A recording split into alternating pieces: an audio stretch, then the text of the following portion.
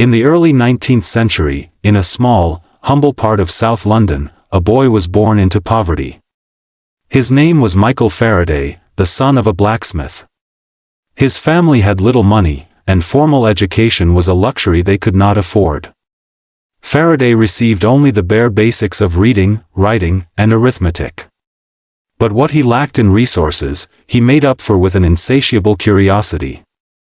By the age of 14, Faraday was working as an apprentice to a bookbinder. Day after day, he bound books for wealthy customers, books he could never afford to buy. But here's where fate played its first hand. While binding those volumes, he would read them. He devoured works on science, chemistry, and electricity. These books lit a fire inside him. He wasn't just reading words, he was imagining the experiments, the possibilities, the unseen forces that might shape the world. One day, Faraday came across a book called Conversations on Chemistry by Jane Marcet. It was simple yet vivid, and it made the mysterious world of science come alive for him. Around this time, he began attending public lectures by the great chemist Sir Humphry Davy at the Royal Institution. Faraday couldn't afford the ticket, but through persistence, and a little luck, he managed to get in. He filled his notebooks with every word Davy spoke, sketching diagrams and jotting down questions. Faraday was so inspired that he sent his lecture notes, beautifully written and bound, to Davy himself, along with a letter asking for a job. At first, Davy had no position for him. But a few months later, when an assistant was dismissed after a fight, Davy remembered the enthusiastic young man. Michael Faraday, at age 21, walked into the Royal Institution, not as a spectator, but as an assistant to one of the greatest scientists of the age. Working with Davy was not easy. Faraday traveled across Europe with him, meeting giants like Volta and Ampere. Yet Davy often treated him more like a servant than a colleague. Still, Faraday absorbed everything: laboratory techniques, chemical principles, and above all, the art of scientific thinking. By his early 30s, Faraday began to make his own discoveries. In 1821, inspired by Ørsted's discovery that electricity could create magnetism, Faraday built the first electric motor, a device where a wire carrying current would spin around a magnet. A few years later, he performed the reverse experiment, moving a magnet through a coil of wire to generate electricity. This principle, called electromagnetic induction, became the foundation of the modern electric generator. Imagine the leap.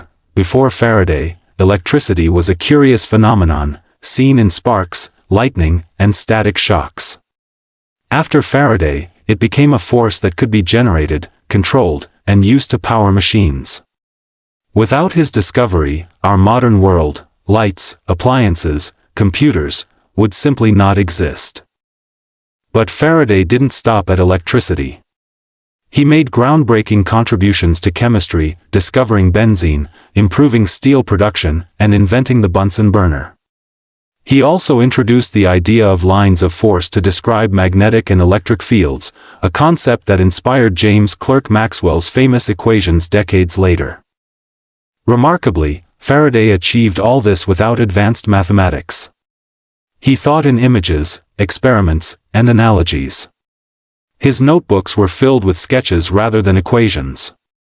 Albert Einstein would later keep a picture of Faraday on his study wall, calling him one of the greatest experimentalists in history. Despite his fame, Faraday remained humble. He turned down a knighthood and refused to patent his inventions, believing science should benefit all humanity, not personal profit. Later in life, Queen Victoria offered him a home at Hampton Court so he could live comfortably. In the 1850s, Faraday's health began to decline, likely due to exposure to dangerous chemicals in the lab. But even as his memory faded, his legacy was already secure. He had transformed the invisible forces of nature into tools for progress.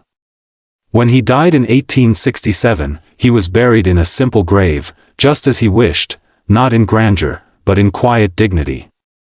Today, every time we switch on a light, charge a phone, or start an engine, we are touching the work of Michael Faraday. His journey from a poor bookbinder's apprentice to one of history's greatest scientists is not just a story of genius, it is a story of perseverance, curiosity, and the belief that knowledge belongs to everyone.